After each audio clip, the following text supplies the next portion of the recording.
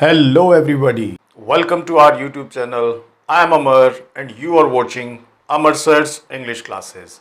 Students, as in our previous episode, we have read about past continuous. Today, we are starting with past perfect tense. तो बिना समय गवाए चलिए शुरू करते हैं आज के इस अंक को। और आगे बढ़ने से पहले मैं चाहूँगा कि जो इस चैनल पर नए हैं या आज फर्स्ट टाइम इस वीडियो को देख रहे हैं वो प्लीज़ इस चैनल को सब्सक्राइब करें ताकि उनको लेटेस्ट अपडेट्स मिलती रहें। और जिन जिन भी व्यूवर्स ने अब तक टेंस के प्रीवियस एपिसोड्स नहीं देखे हैं तो मैं चाहूँगा कि एक बार आप उन एपिसोड्स को ज़रूर देखें ताकि आपको टेंस का जो ये टॉपिक है वो बेहतर समझ में आए। तो चलिए शुरू करते हैं। पास्ट परफेक्ट टेंस मेनली उन वाक्यों को माना जाता है यानी कि भूतकाल पूर्णकाल, इसमें जो कार्य है वह पूर्ण हो चुका था। मीन पास्ट में वह कार्य पूर्ण हो चुका था, जो एक्शन था वो कंप्लीट हो चुका था। तो इसकी पहचान यदि हम देखें तो पहचान हिंदी वाक्यों के इन शब्दों से होती है: चुका था, चुकी थी या चुके थे। तो ये हिंदी के शब्द जिन भी वाक्यों के अंत में हमको मिलते हैं वो वाक्य पास्ट परफेक्ट टेंस के होते हैं। इसको जानते हैं हम कि इसकी फॉर्मेशन किस प्रकार से होती है। तो देखिए, फॉर्मेशन की बात करें तो we have to be very very careful about the formation that here helping verb और ऑक्सिलरी वर्ब, हेल्पिंग वर्ब जो इस टेंस में होती है वो कौन सी होती है? वो होती है हैड, HAD, हैड। हैड का प्रयोग हमें किसी भी सब्जेक्ट के साथ कर सकते हैं, सिंगुलर प्लूरल का इसमें कोई चक्कर नहीं है, तो बड़ा आसान है।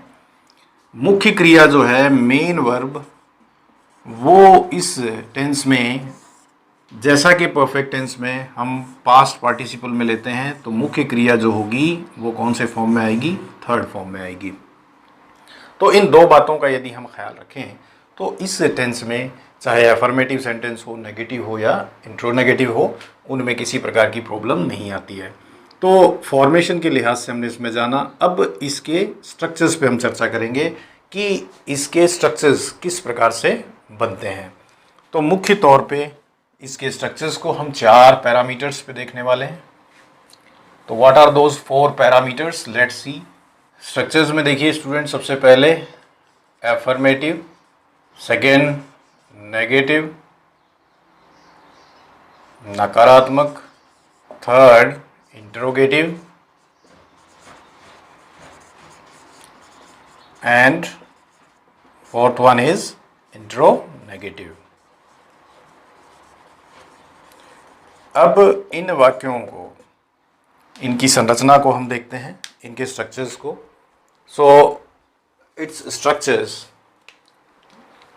First subject will be taken, after that helping verb had, then the main verb is going to be in the third form, and at the end we will take the object. For in negative sentence में हमें not का placement करना है had के बाद और मुख्य क्रिया से पहले। had plus not plus main verbs third form plus object।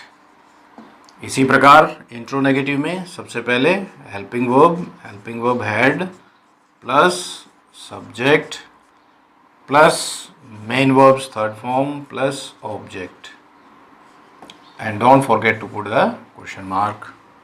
In the same way इंट्रोनेगेटिव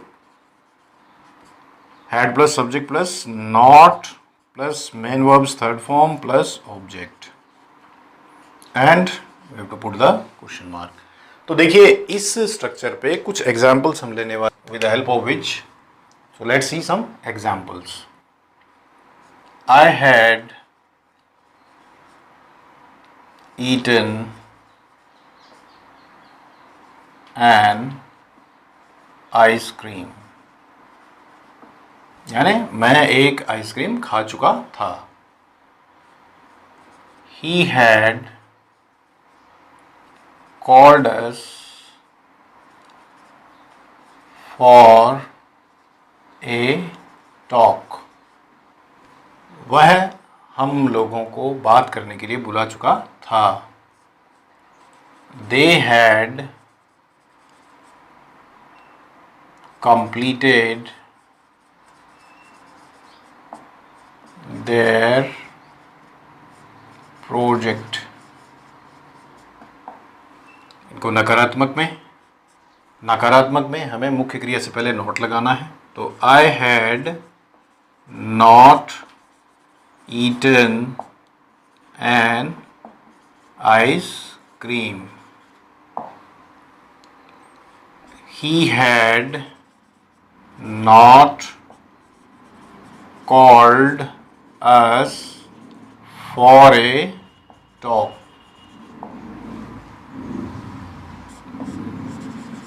They had not completed their project. Then interrogative प्रश्नवाचक. तो सबसे पहले हम क्या लेंगे? had I eaten as per the structure. सबसे पहले हेल्पिंग वर्ब, फिर सब्जेक्ट, फिर मुख्य क्रिया. had I eaten an ice cream. क्या मैं एक आइसक्रीम खा चुका था? had he called us for a talk. ठीक है, क्या वह हमें मीटिंग के लिए, क्या वह हमें बात करने के लिए बुला चुका था? Next, had they completed their project. And at the end question mark. इसी प्रकार intro negative. First one, had I not eaten an ice cream? Question mark. इसी प्रकार second one, had he not called us for a talk? And the last one, had they not completed their project? And we have to put the question mark. तो student, I hope that ये आपको समझ में आया होगा. एक बार मैं फिर रिकैपिटुलेट कर दूं कि देखिए इसमें मुख्य जो बात हम इसमें काम में लेके चल रहे हैं वो क्या है? हैड के साथ हम क्या ले रहे हैं? मुख्य क्रिया, जो कि है थर्ड फॉर्म में. तो इस मेन बात को हमें हमारे दिमाग में रखना है. तो ये चीज़ यदि हम ध्यान रखते हैं तो इसमें किसी प्रकार की कोई प्रॉब्लम नहीं आएगी. ना तो यहाँ पर कोई सिंगुलर प्लूरल का चक्कर है. किसी भी सब्जेक्ट के साथ में हमें हैड का प्रयोग करना है. और मुख्य क्रिया जो होती है, जो परफेक्ट टेंस में पास्ट पार्टिसिपल में आती है, यानी वर्ब की थर्ड फॉर्म में आती है. तो आई होप ये आपका क्लियर हो गया होगा. Now will see the uses of this particular tense, की इसके यूजेस को यदि देखें तो ये किन किन प्रकार का इनका यूज है. So let's see that. These are the uses. Okay. To express an action which had been completed before another action begin, यानी किसी अन्य कार्य के शुरू होने से पहले कोई कार्य पूर्ण हो चुका था. जैसे द पेशेंट हैड डाइड. तो देखिए had plus V3. The patient had died यानी कि जो मरीज था वह क्या कर चुका था? मर चुका था. Before the doctor arrived, doctor के आने से पहले. तो यहाँ पर ये देखिए अराइव्ड जो है ये कौन सा फॉर्म हुआ? सेकेंड फॉर्म, यानी कि यहाँ पे पास्ट सिंपल का प्रयोग हुआ है. और इधर आप देख रहे हैं कि इस डॉक्टर के आने से पहले क्या हो गया? पेशेंट जो है वो मर चुका था. इसी प्रकार the train train had left, यानी कि ट्रेन जो थी वह स्टेशन से, ट्रेन जो थी वह स्टेशन से जा चुकी थी, had left before I reach there, यानी कि जब मैं वहां पहुंचा था उस समय ट्रेन क्या कर चुकी थी, ट्रेन वहां से स्टेशन से जा चुकी थी। तो ये कंडीशन हमें ध्यान रखनी है। एक तो इस यूज में हम इसको लेते हैं। फिर टू डिनोट एन एक्शन और event which has been completed before some point, यानी कोई ऐसा कार्य, कोई ऐसा इवेंट जो किसी समय से पहले हो चुका था। जैसे एट 9 AM, यानी सुबह 9 बजे तक या 9 बजे क्या हुआ, all the students had come, यानी कि सभी विद्यार्थी जो हैं वो क्या कर चुके थे, आ चुके थे, यानी कक्षा में आ चुके थे।